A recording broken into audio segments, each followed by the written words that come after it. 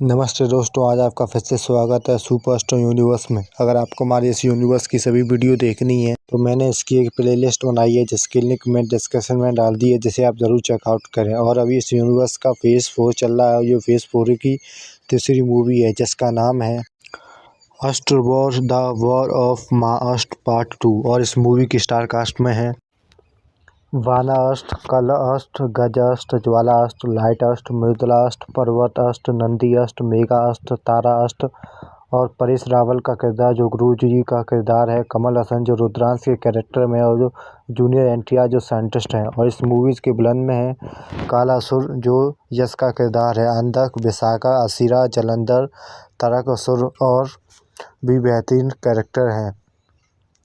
और ये कहानी बहुत ही बेहतरीन कहानी है और ये कहानी पार्ट 1 के बाद की कहानी है।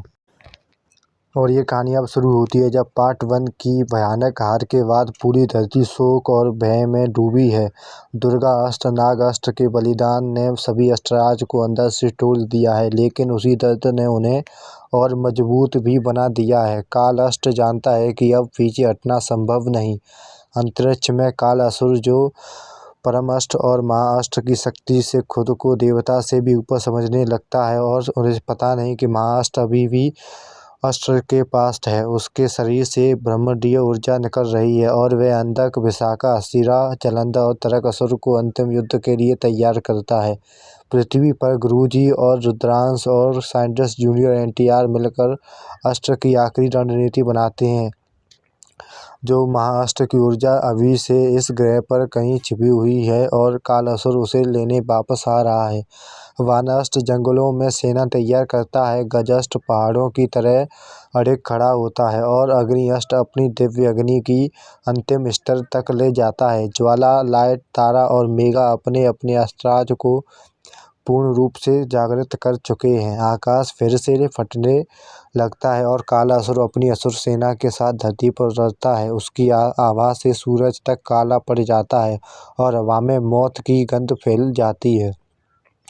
काल अस्त्र समय को मोड़कर अस्त्र की को युद्ध के लिए सही स्थिति में लाता है। पर्वत अस्त्र पृथ्वी की ढाल बन जाता है और नंदी अस्त्र युद्ध घोषणा के साथ सीधा तारकासुर पर टूट पड़ता है।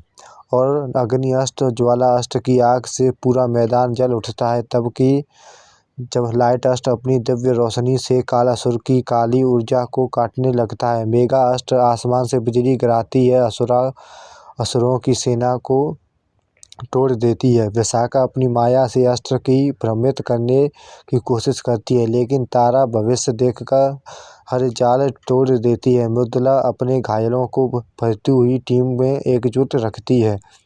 असरा अपनी छाया शक्ति से पर्वत को गिराने की कोशिश करती है, लेकिन गजास्त्र अपनी विशाल बल से उसे कुचल देता है। जलंधर समुद्र की लहरें से हमला करता है और अग्नि उसकी लहरों पर भाप बना देता है।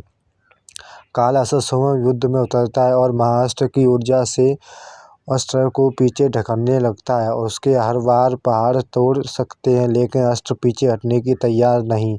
नंदी और वानर मिलकर तारकासुर को गंभीर रूप से घायल कर देते हैं। उसी क्षण कालास्त्र समय रोककर विशाखा के पास पहुंचता है और उसकी माया को पूरी तरह नष्ट कर देता है। विशाखा की शक्ति टूटते ही हमेशा के लिए समाप्त हो जाती है।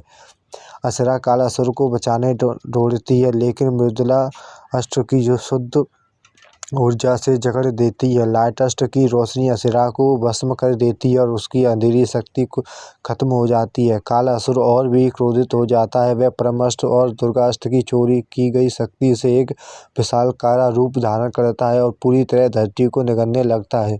सभी अस्त्र अपनी अंतिम ऊर्जा इकट्ठा करते हैं। अग्नि, ज्वाला, लाइट, मेघा और तारा की शक्तियों के साथ एक मिलती है और कालासुर पर टूट पड़ते हैं। कालासुर समय के भीतर प्रवेश कर कालासुर की शक्ति के मूल देख लेता है और वहीं प्रहार करता है। पर्वत और गज अपनी पूरी ताकत से उसे जकड़ लेते हैं। एक भयानक विस्फोट होता है और कालासुर की शरीर टूटने लगता है। उसकी चीखें पूरे ब्रह्मांड में गूंजती हैं और अतः वह नष्ट हो जाता है।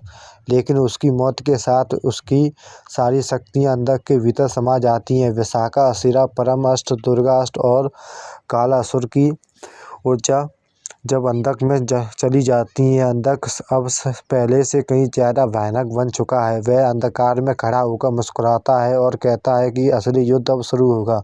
अस्त्र जीत चुके हैं, लेकिन उनकी जीत अधूरी है। वे जानते हैं कि अंधक अब सबसे बड़ा खतरा बन चुका है और उसके बड़ा कोई शत्रु नहीं होगा।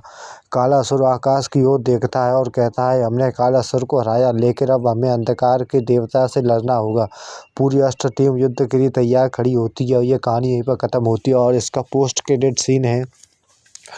गुरुजी एक गुप्त कक्ष में प्रवेश करते हैं। उनके हाथ में वह बोतल है जिसमें नागास्त्र की शक्ति कैद है।